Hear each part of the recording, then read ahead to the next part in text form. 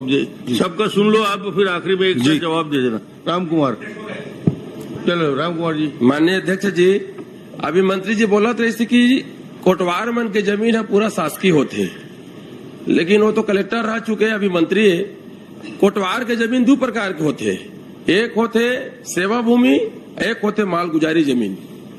तो माल गुजारी जमीन है आप जैसे गौटिया मन सेवा करे बदे रहा, और वो मन के पक्का जमीन है। शायद आप लोग मंत्री या कलेक्टर को जानकारी होना चाहिए।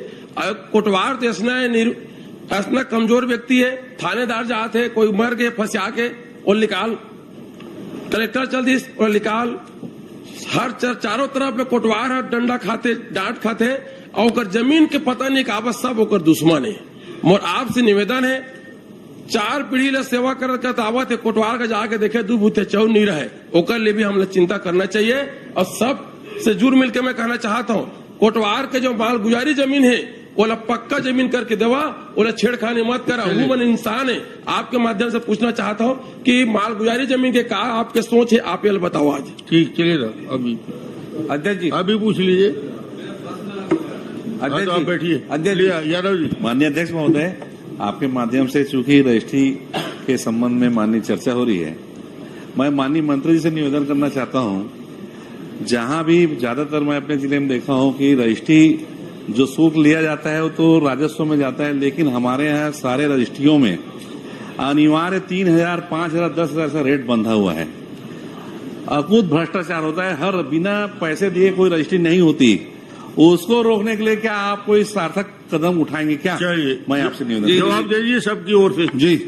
सम्मानीय अध्यक्ष महोदय, जैसा कि मैंने बताया कि बहुत सारे मेजर रिफॉर्म्स इसमें कर रहे हैं। ऑनलाइन पेमेंट, पैन कार्ड से इंटीग्रेशन, आधार कार्ड से इंटीग्रेशन, रेरा के साथ बैकवर्ड और फॉरवर्ड इंटीग्रेशन, भूया सॉफ्टवेयर के साथ इंटीग्रेशन, ये सारे स्टेप ले रहे हैं। मोबाइल ऐप बना रहे हैं, उससे सारे डॉक्यूमेंट्स को कोई देख सकता है, अपलोड कर सकता है।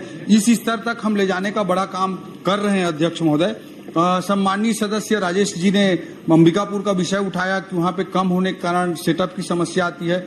अध्यक्ष महोदय, पिछले इस बार के 2024-25 के बजट में रेवेन्यू स्टाफ में 15 तहसीलदार, नायब तहसीलदार का पोस्ट रायपुर में सैंक्शन किया गया ताकि काम अच्छे से हो सके। इसी तरह के अगर सेटअप रिवाइज करने की जरूरत है तो अंबिकापुर और रायपुर, दुर्ग, भिलाई सब जगह के लिए देख करके इसको सेटअप को भी रिवाइज करेंगे।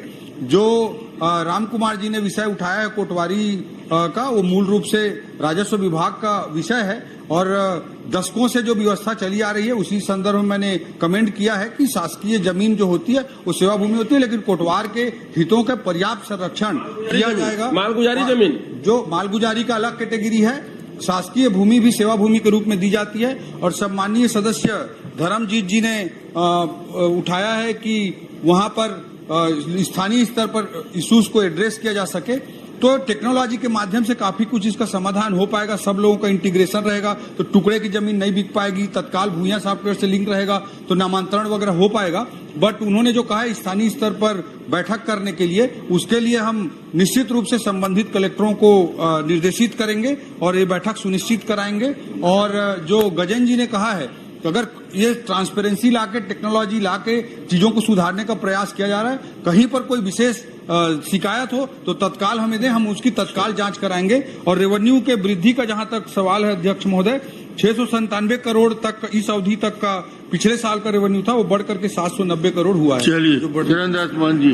और सम्मानीय सुशांत शुक्ला जी ने जो बात उठाई है अध्यक्ष महोदय कि वहां पे जांच, तो इसके लिए राज्य स्तर पे जांच टीम गठित की जाएगी और जांच टीम को वहां पर उनके बेलतरा विधानसभा में भेजा जाएगा। ठीक हो गया, चलिए। माननीय अध्यक्ष महोदय।